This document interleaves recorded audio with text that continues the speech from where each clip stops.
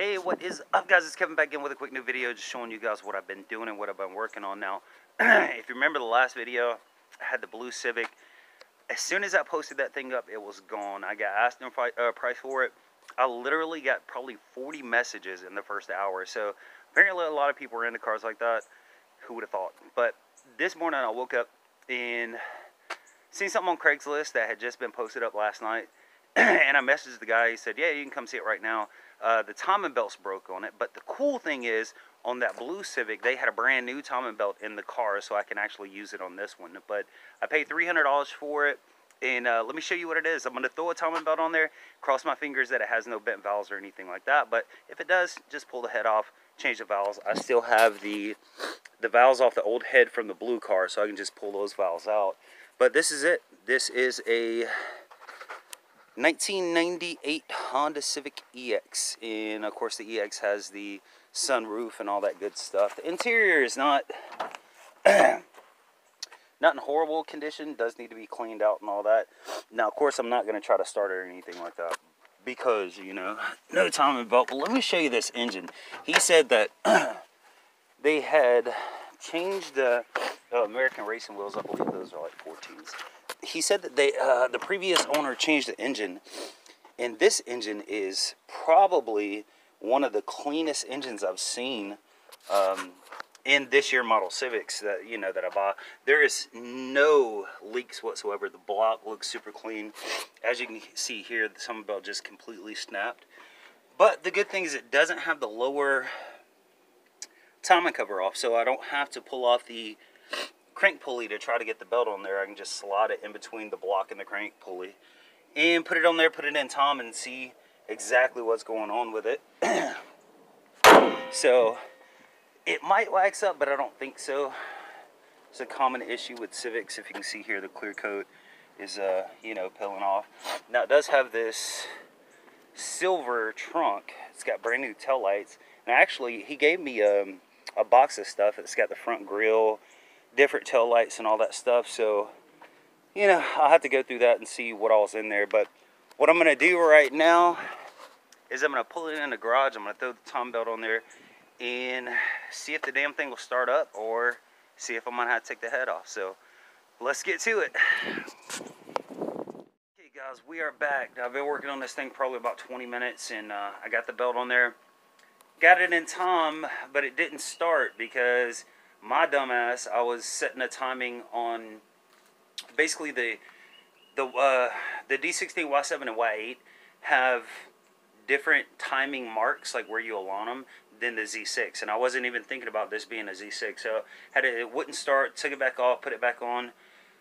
Now let's cross our fingers and see if this thing's going to start, and see if it's going to have bent valves or whatever. So here's the motor. Let's try to start this bad boy up. And I still have the alternator off and stuff like that, so it's probably going to have like the battery light. But let's see here.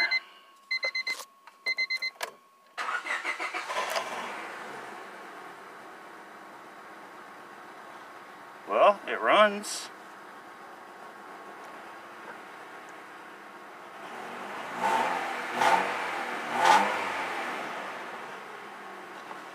I don't hear any ticking, and it seems like it's actually yeah, there's no ticking. Seems to be idling a little funny, but overall it sounds good. Definitely no bent valves, so got very lucky with that. And it seems like the timing is right. Yeah, it's good. Fuck yeah. That's what I'm talking about right there, man. Oh, shit.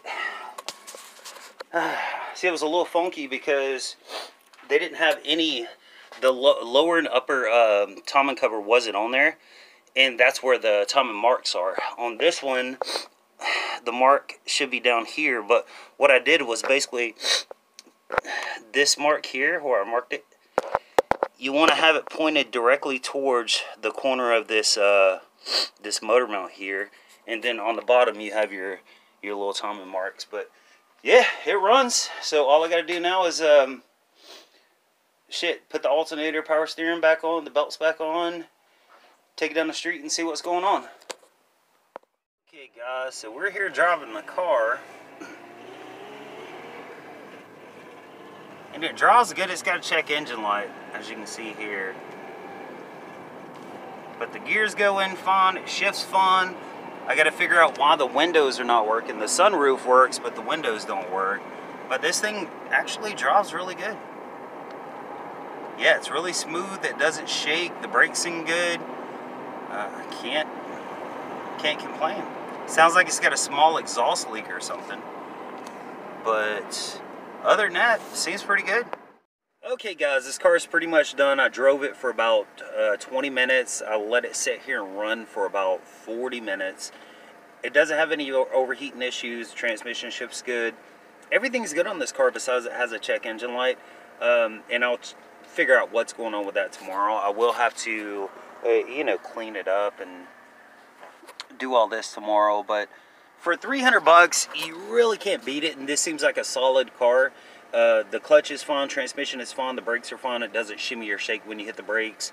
It doesn't idle up or down. It was idling a little high, but I had to adjust the distributor on it. But now it is, you know, great. Other than the check engine light, the temperature stays right there. It's not overheating.